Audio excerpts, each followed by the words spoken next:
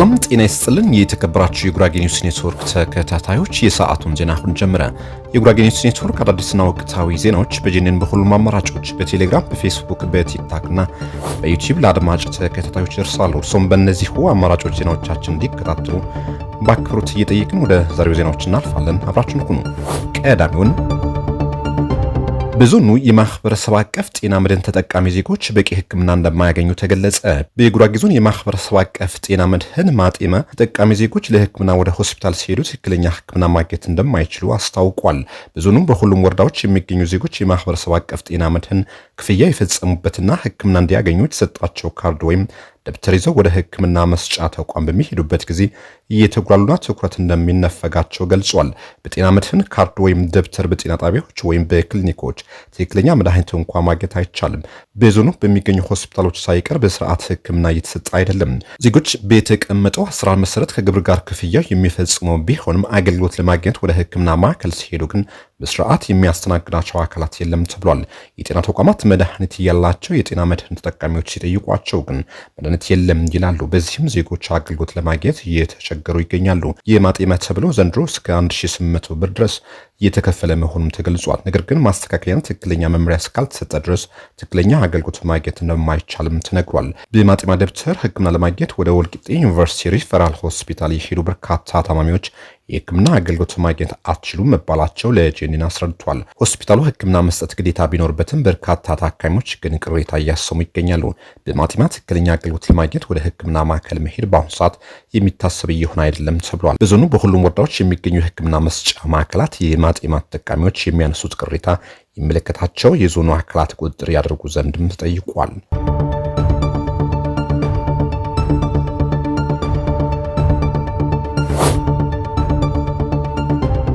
በአበሽጌ ወረዳ የእገታ ወንጀሎች የሚፈጸሙ ግለሰቦች ዋና መኖሪያቸው ወልቂጤ ከተማ መሆኑ ተገለጸ። በጉራጌ ዞን በአበሽጌ ወረዳ የሚፈጸሙ የእገታ ወንጀሎች የሚያቀነባብሩ፣ ገንዘብ የሚቀበሉና መረጃ የሚሰበስቡ ግለሰቦች መኖሪያቸው ወልቂጤ ከተማ መሆኑ ተገልጿል። በወረዳው ላለፉት ዓመታት በርካታ ግለሰቦች በታጠቁ ዘራፊዎች ታፍነው እየተወሰዱ ከፍተኛ ገንዘብ ጠይቆ ከፍለዋል።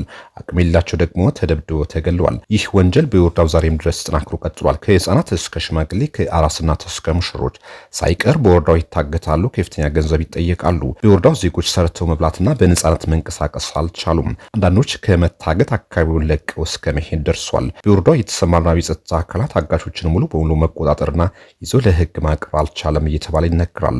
አሁን በዚህ ወንጀል የተሰማሩ በርካታ ግለሰቦች ከወረዳው አልፈው መኖራቸው የዞኑ መቀመጫ በሆነችው ወልቂጤ ከተማ ማድረጋቸው ተገልጿል። ጫካ ካሉት የታጠቁ ዘራፊዎች ጋር ከፍተኛ ቁርኝት በመፍጠር ወልቂጤ ከተማ ተቀምጦ መረጃ ይሰጣሉ፣ የጦር መሳሪያ ያዘዋውራሉ። አንዳንዴም ከሌሎች ዘራፊዎች ጋር በመሆን በከተማው ዝርፊያ ይፈጽማሉ። ሰሞኑ በጸጥታ ኃይሎች ከተያዙ አጋቾች አንደበት እንደተሰማው ከፍተኛ ቁጥር ያላቸው ዘራፊዎች መኖሪያቸው ወልቂጤ ከተማ መሆኑን ገልጸዋል። ለዝርፊያና ለእገታ የተደራጁት ቡድኖች ወልቂጤ ከተማ ውስጥ በነጻነት እየኖሩ በመቶ ሺዎች ንጹሃን አግተው ገንዘብ እንደሚቀበሉ አጋቾቹ በቁጥጥር ስር ከዋሉ በኋላ ተናግረዋል።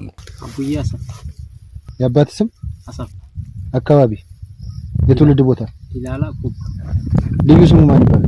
ድምጽህ ከፍ አድርገህ ተናገር። ልዩ ስሙ ማን ይባላል? ኩባ። እሺ ምን ስታደርግ ነው እኛ እጅ ላይ የወደቀው? ዘርፍ ስመጣ ሰው ላገ። እስከ ዛሬ የት ቀበሌ ዘርፋችሁ? ሻምበልካም፣ ቦሌ፣ ጉዳያን፣ ጉዳያራት ይሄውን የተያዝንበት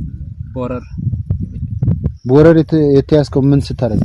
ሰው ላግት መጥቼ በእናንተ ወደኩ። ምን ገንዘብ ልትቀበል ቀጥረህ ነው? ቀጥሮኝ ነው። ቀጥረው ገንዘብ ልቀበል ነው የመጣው። ስንት ብር ነበር ልትቀበል የመጣው? 200 ሺህ።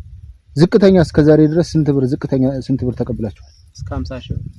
50 ሺህ ብር የተቀበላችሁ? ጓደኛ ማን ይባላል? ከማ ጋር ነው የምትዘርፉት? ደስዬ ብቻ።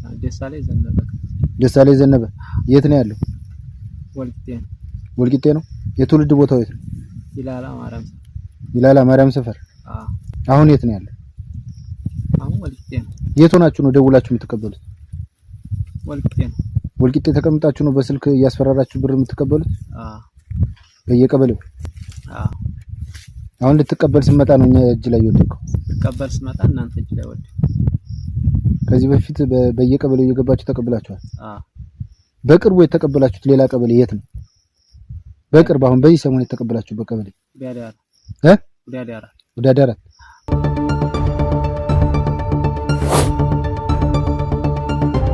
በሀዲያ ዞን በሁሉም መዋቅሮች የመንግስት ሰራተኞች የደሞዝ ውዝፍ እየተከፈለ መሆኑን ተገለጸ።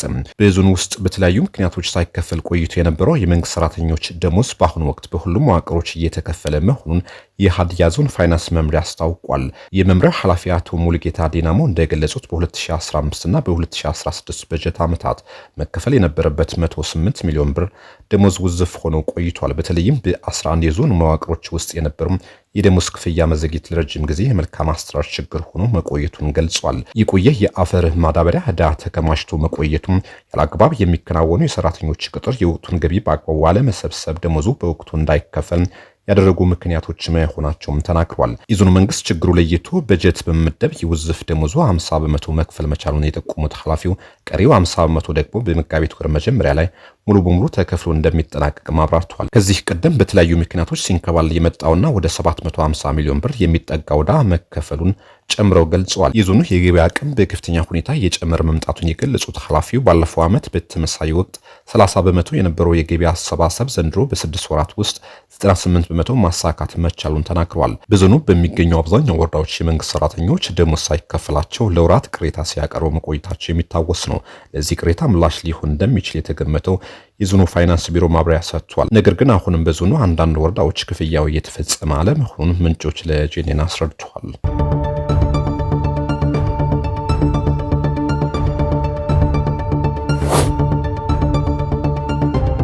አዲስ የነዳጅ አከፋፋይ ኩባንያዎች የገበያ ድርሻ ድልድል መጀመሩን ተገለጸ። የነዳጅና ኢነርጂ ባለስልጣን ከየካቲት 11 ቀን 2018 ዓ.ም ጀምሮ ተግባራዊ የሚሆን አዲስ የገበያ ድርሻ ድልድል ይፋ አድርጓል።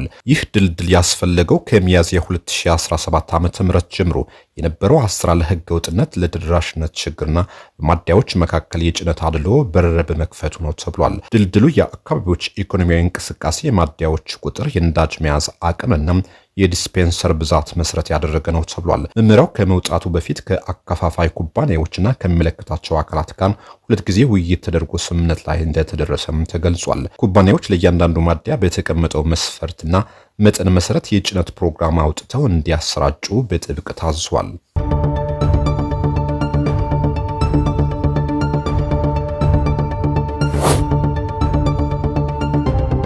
በደቡብ ኢትዮጵያ ክልል ጋሞ ዞን በሁለቱ ወረዳዎች በተከሰተ ግጭት የ15 ሰዎች ህይወት ማለፉ ተገለጸ። በደቡብ ኢትዮጵያ ክልል በጋሞ ዞን ስር በሚገኙ ዘይሴ ወዘቃና ዘይሴ ደንበል ወረዳዎች በጸጥታ ኃይሎች እና በነዋሪዎች መካከል በተከሰተ ግጭት የ15 ሰዎች ህይወት ማለፉና የንብረት ጉዳት መድረሱን የህዝብ ተወካዮች ምክር ቤት አባልና የአካባቢው ነዋሪዎች አስታውቋል። በኢፌዴሪ የህዝብ ተወካዮች ምክር ቤት የዘይሴ ምርጫ ክልል ተወካይ የሆኑት አቶ አብርሃም አሞሽ ጥቃቱ ባለፈው ሳምንት መጨረሻ የጀመረ መሆኑን ገልጸው በክልሉ አድማ ብተና ፖሊስ፣ በዞኑ መደበኛ ፖሊስና በሚሊሻዎች እንዲሁም የቀድሞ ጦር ተመላሽ አባላት የታጀበ እርምጃ እየተወሰደ ነው ብለዋል።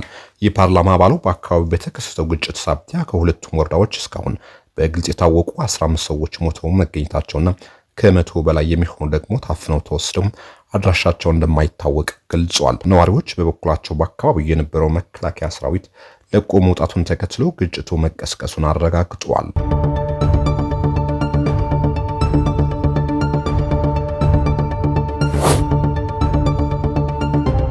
የኬንያ ውጭ ጉዳይ ሚኒስትር ሙሳቫሊ ሙዳቫዲ ኬንያ በትብብር ላይ የተመሰረተ የናይል ወንዝ አጠቃቀም እንዲኖር ገለልተኛ ሚና መጫወት እንደምትፈልግ ገለጹ።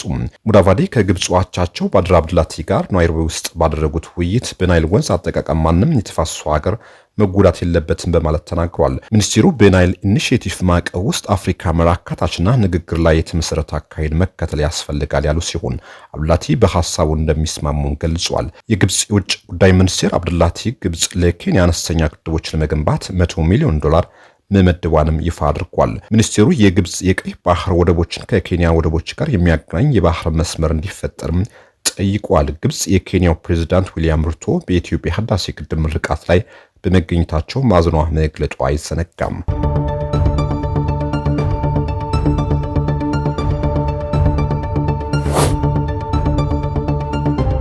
ኬንያ ለውጥ ያመጣል የተባለለትን የኤችአይቪ መከላከያ መድኃኒት በመጋቢት ወር ማሰራጨት ልትጀምር መሆኑ ተሰማ። ኬንያ በዓመት 2 ጊዜ ብቻ በመውሰድ ሙሉ በሙሉ በሚባል ደረጃ ከ99 በመቶ በላይ መከላከያ የሚሰጠውን አዲስ የኤችአይቪ መከላከያ መድኃኒት በመጋቢት ወር ላይ ማሰራጨት ልትጀምር ነው ተብሏል። በጊሊያድ ሳይንስ ኩባንያ የሚመረተው ሊካፓቪር የተሰኘው መድኃኒት የኤችአይቪ ቫይረስ የመተላለፍ ዕድልን ከ99 በመቶ በላይ ይቀንሳል። ኬንያ ከግሎባል ፈንድ ጋር ባደረገችው ስምምነት መሰረት የመጀመሪያው ዙር 21000 የመድኃኒት መጠን ተረክባለች። የጤና ጥበቃ ሚኒስቴሩ አደን ዱዋሊ የመጀመሪያ ምዕራፍ 15 ግዛቶችን በማካተት መጋቢት ወር መጀመሪያ ላይ ይጀምራል ሲሉ አስታወቁ ሲሆን ተጨማሪ 12000 የመድኃኒት መጠኖች እስከ ሚያዝያ ወር ድረስ ይጠበቃሉ ብሏል። መድኃኒቱን የማድረስ ስራው የተጀመረው የአፍሪካ ሀገራት በፕሬዝዳንት ዶናልድ ትራምፕ አስተዳደር ስር ከሚደረገው የእርዳታ ቅነሳ ጋር እየታገሉ ባሉበት ወቅት ነው። በዓለም ዙሪያ ከሚኖሩ 40.8 ሚሊዮን ኤችአይቪ በደማቸው ውስጥ ካለባቸው ሰዎች መካከል 52 በመቶ የሚሆኑት በምስራቅና በደቡብ አፍሪካ የሚገኙ ናቸው። አሜሪካ 3.7 በመቶ የኤችአይቪ ስርጭት መጠን ላላት ኬንያ ተጨማሪ 25000 የመድኃኒት መጠኖች ለመስጠት ቃል ገብታለች። በታህሳስ ወር ኬንያ ከአሜሪካ ጋር የ2.5 ቢሊዮን ዶላር የሁለትዮሽ የጤና ስምምነት ተፈራርማለች። ይህም ትራምፕ ዩኤስአይዲ ካፈረሱ በኋላ የተደረገ የመጀመሪያ ስምምነት ነው።